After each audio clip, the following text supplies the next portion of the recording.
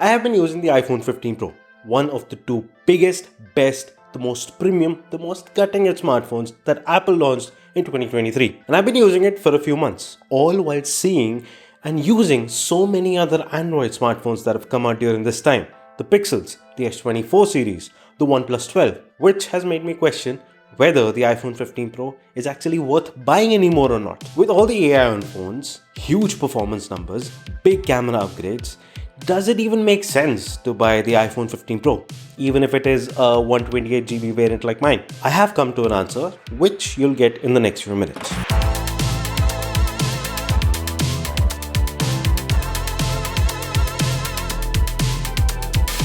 Now, I'd start the answer by talking about the thing that you will see even before you pick up the phone, which is the design. And as we all know, the iPhone 15 Pro looks a lot like most of the iPhones that have launched since the iPhone 12, with some very useful refinements. And another thing which is fortunate for Apple and funny for us is that most of the smartphones that have launched so far are either looking like themselves from last year or they're just starting to look like the iPhone. I'm not going to point any fingers. You know what I'm talking about. Now, the refinements that I mentioned earlier helped a lot in shaping my experience with this phone. The slight curve in every edge of this phone makes it feel infinitely more comfortable in my hand. The titanium frame has had the same effect. The brushed finish, the phone looks better, looks less used because of the less fingerprints it picks up, and it also reduced the weight by so much that handling the phone is much easier now. The USB-C port continues to be something I will cherish for charging, data transfer, or even recording videos on this tiny 128GB variant. Now, the action button, according to me, is a very good replacement for the mute switch because I am one of those people who keeps their phone on mute. So I have a button in that same location which can do more than just mute my phone. I use it as a shortcut to add tasks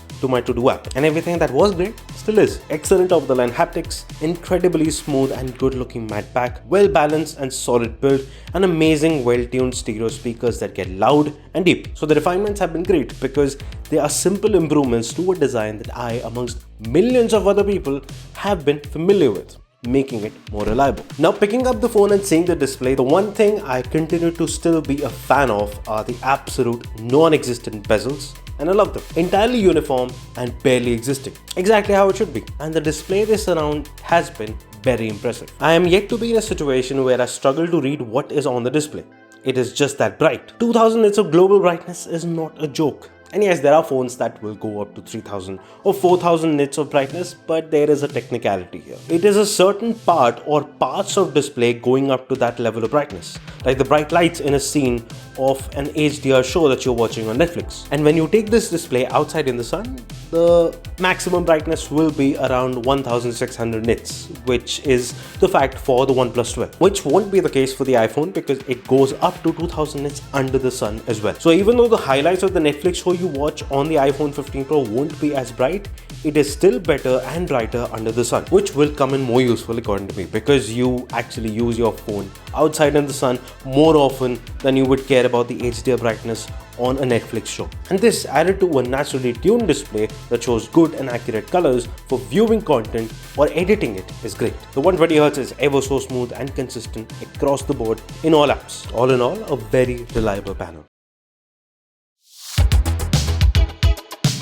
And moving on to the aspect that powers the display, the battery life has been great too. I could easily see out the day with some battery left by the end of the day. This was true for medium usage, but even if my usage was heavy, I could still make it throughout a day of use. My daily average screen on time remained between 6 to 7 hours for almost every day, but it would slip down to 5 to 6 hours if my usage was pretty heavy. Phone calls, video calls, texting, YouTube, clicking pictures, streaming music, social media with AOD on, Bluetooth on, Wi-Fi on, and using 5G when I'm outside is what my everyday looks like. But still, I can't call this phone a battery champ because it does not last for like 2 days, or it does not charge within 30 minutes. It takes around 75 to 80 minutes.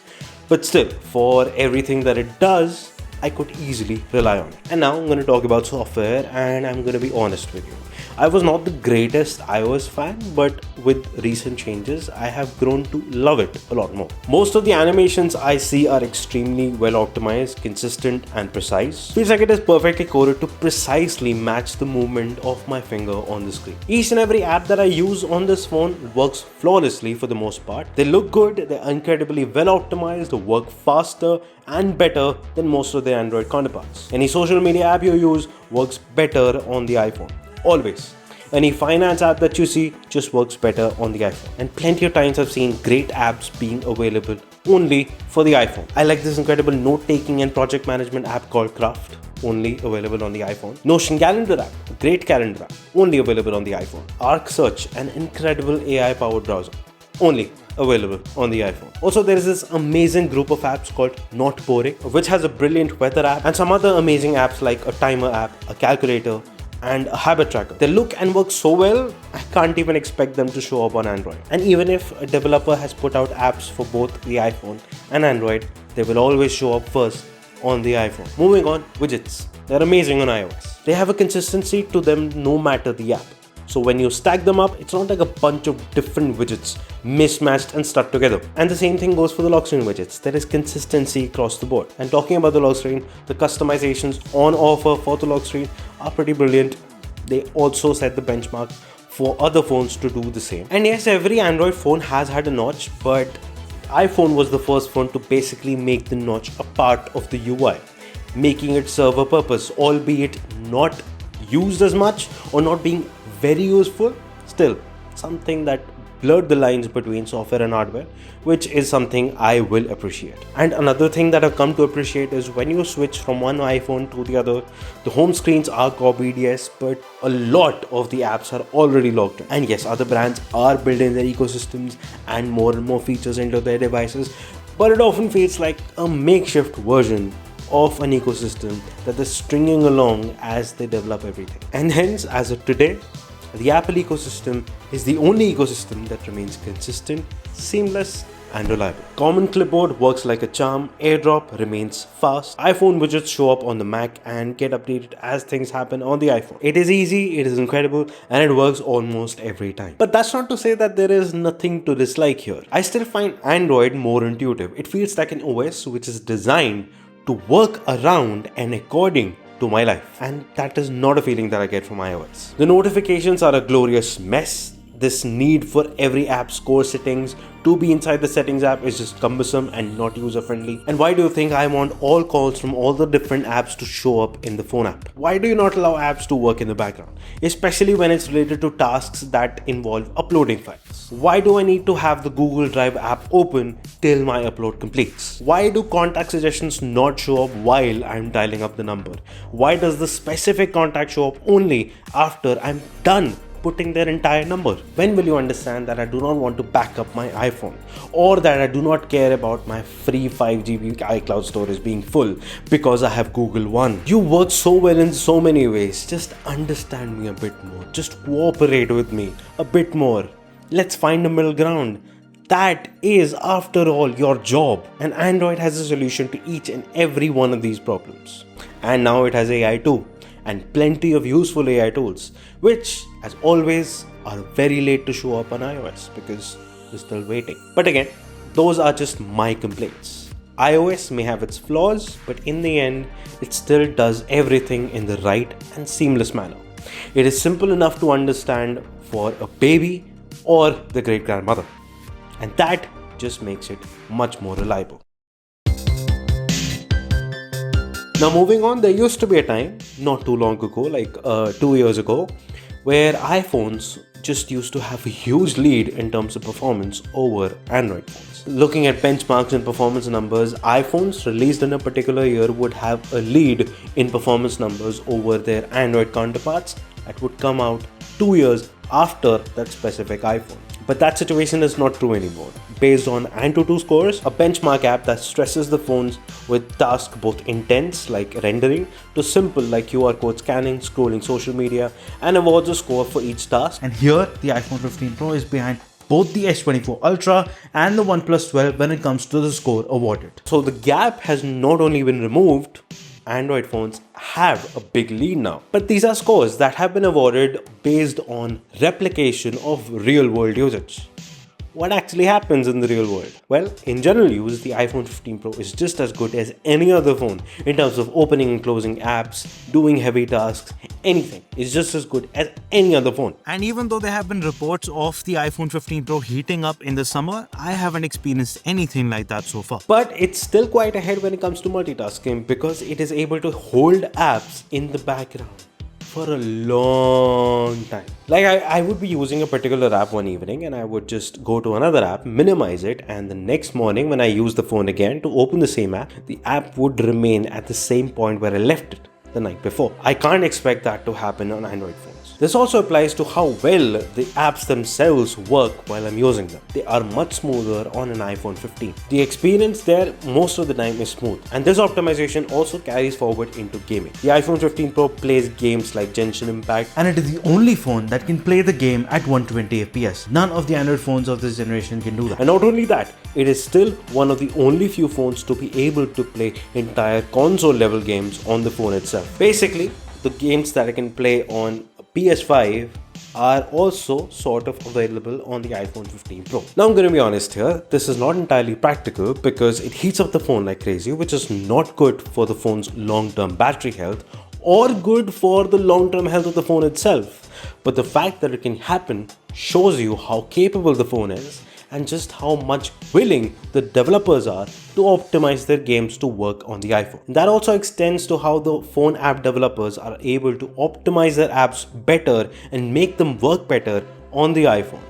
Because in 1 year, there are just 4 new iPhones that they need to optimize their apps for. 4 iPhones which perform on a very similar scale. This just can't happen on Android because there are hundreds of Android phones launching every year and some perform really well while others don't. So no matter how high the performance numbers get on the Android side of things, optimization is still an important factor to benefit the iPhone 15 Pro, making it a platform that you can rely on for the years to come.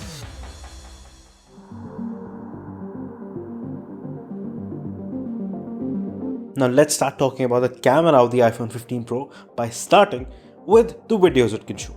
Now we all know that iPhones have been great, absolutely amazing when it comes to shooting videos.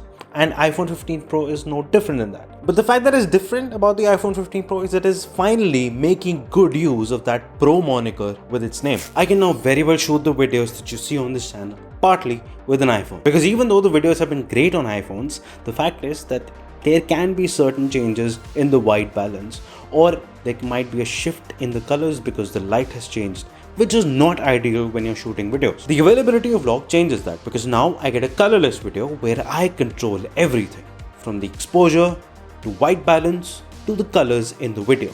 So now there won't be any shifts because of such control, as you can see from this clip which was recorded on the iPhone 15 Pro. But let me correct you, this does not mean that the iPhone 15 Pro camera does well with videos and low light. It's still a phone camera at the end of the day. But in case you have a great lighting setup, you can shoot with the iPhone 15 Pro and also keep the look of those videos very similar to what you shoot on your camera. And like me, if you shoot videos or you want to make Instagram Reels, TikToks, whatever, just get the iPhone 15 Pro along with a great light. And yes, even if you don't want to spend more money and get the 256GB variant, which is the variant I will recommend, get the 128GB variant and then get a Samsung T7. Use the USB-C port to attach the SSD and you got a video recording setup. And this is all possible because of that USB-C port allowing the iPhone to record all of the ProRes log videos directly onto the SSD. And trust me, you need that SSD. It is not possible to record ProRes log videos in 4K at 60 FPS on the 128GB iPhone because the clip sizes are going to be huge. As for photos, iPhones up till the iPhone 14 Pro were actually losing touch and getting worse and worse when it came to clicking pictures. The iPhone 14 Pro had HDR issues, processing issues, and just overall terrible performance. iPhone 15 Pro needed to fix a lot of the things that were bad with the 14 Pro, and that it did. Apple lost all of its complacency and basically brought their terrible image processing to almost close to perfect. And that is especially true for the primary lens. Any picture you look at, you will find excellent colors which are almost just as natural as you would see them with your eyes. The details are supremely sharp, all while being naturally so. The phone knows really well how to get the white balance right, which the iPhone 14 Pro almost never did. It always made the picture unnecessarily warm. If you're clicking a human subject, you can certainly expect the phone to get almost everything right, almost every time. No matter the conditions around the subject, the phone will always get the skin tones, colors, details, exposure levels perfectly well. And the shutter speed also helps here because even though if I'm clicking candids, I can almost always trust the phone to get the right shot. Enough for me to grab this phone whenever I needed a quick and reliable camera to click the shot I needed. And this reliability extends even further when you get to know the amount of stuff you can do after clicking the picture, which honestly is very free. And these features are something that I've come to use many times throughout my time with this phone. See, there are a lot of times where I do not like the light behind the subject or just some random object popping up behind the subject in any photo. So I can easily add portrait mode to the picture and control the amount of blur in the background. That has saved a lot of the pictures that I first hated. Another great thing that this phone does is whenever you're clicking a picture from the primary sensor, it is saved in 24 megapixels. This is double of the iPhone 14 Pro, which saved it in 12 megapixels. And this is very helpful because the phone is saving double the amount of data, which means that if you look at any of these pictures, all of them look completely fine, but all of them have been cropped to less than half of the picture. And the phone has enough data and details that even with that crop, everything looks completely fine.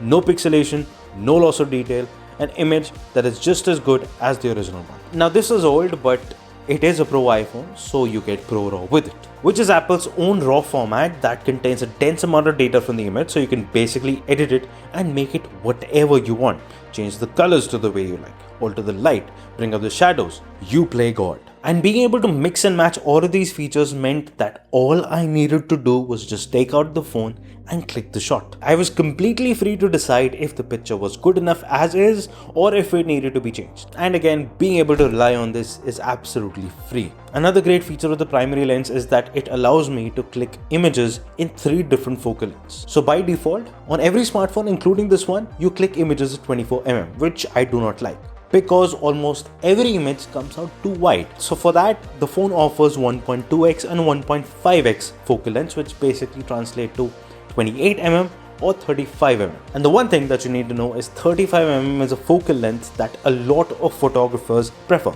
It's very versatile. It's not too wide, it's not too zoomed in. It's the perfect balance and a lot of photographers prefer it and always carry it. So I kept the phone at 1.5x and none of the pictures ever felt too wide. It felt perfect. And going a step further, the 2x focal length also has been improved massively.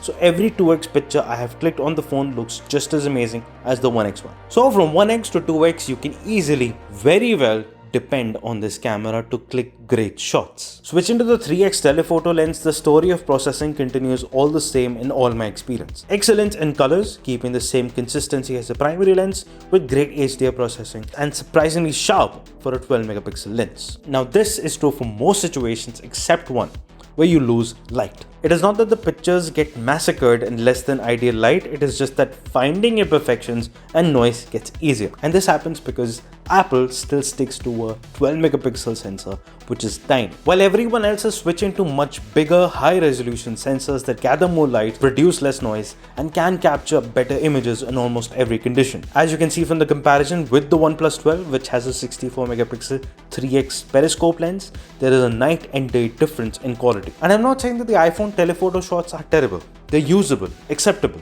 even good at times, but just not great. And the Ultrawide 2 in a lot of ways follows the telephoto. It has some amazing processing that makes the 12 megapixel sensor look good. Shots in great lighting look all the same, consistent, excellent HDR processing, and pretty decent details.